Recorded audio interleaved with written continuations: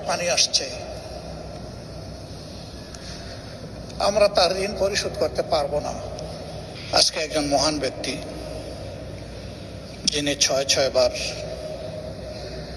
এই পার্লামেন্টের সদস্য নির্বাচিত হয়ে জাতীয় গুরুদায়িত্ব পালন করেছেন,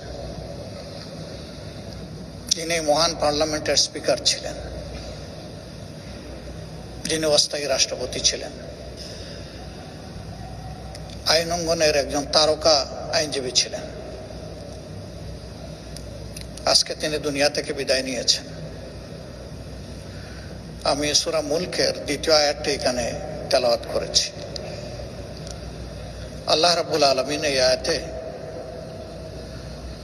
সমস্ত মানব জাতিকে স্মরণ করিয়ে দিয়ে বলছেন, আল্লাযী খালাকাল মাউতা ওয়াল হায়াত, তিনি সেই মহান সত্তা যিনি তোমাদেরকে মৃত্যু এবং জীবন উপহার দিয়েছেন।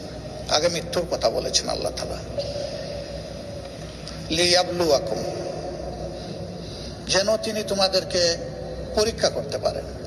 আইয়ুকুম, তোমাদের মধ্যে কে আহসানু আমালা, সুন্দর চরিত্রের অধিকারী, উত্তম আমলের অধিকারী। ওয়া হুয়াল আজিজুল গফুর,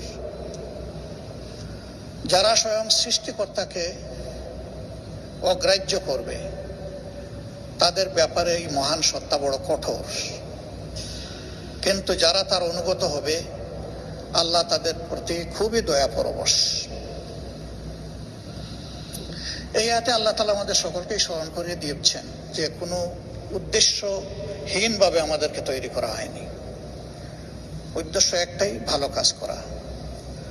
আর ভালো মানুষের পরিচয় আল্লাহ নবী বলেছেন, খায়রুন নাস মাইয়ানফাউন নাস, মানুষের মধ্যে সেই উত্তম যে মানুষের কল্যাণে লেগে থাকে। আমি এই মহান ব্যক্তিকে গভীর শ্রদ্ধায় স্মরণ করছি। তিনি পেশাগত জীবনে এবং রাজনীতিবিদ হিসাবে তিনি সফল এবং কালারফুল। ব্যক্তি এবং দল হিসাবে আমি এবং আমরা তার ক্লায়েন্ট ছিলাম। বিশেষ করে আমাদের কষ্টের দিনগুলোতে ফেসিবাদী আমলে আইনের জাতাকলে যখন আমরা পিষ্ট, তখন প্রায় আমরা তার কাছে যেতাম, দ্বারস্থ হতাম। তিনি গুরুত্বপূর্ণ পরামর্শ দিয়েই শুধু আমাদেরকে তার কাজ সারেননি, বরঞ্চ আমাদের মজলুম নেতৃবৃন্দের পক্ষে তিনি আদালতে বারবার দাঁড়িয়েছেন। এরকম তো আরো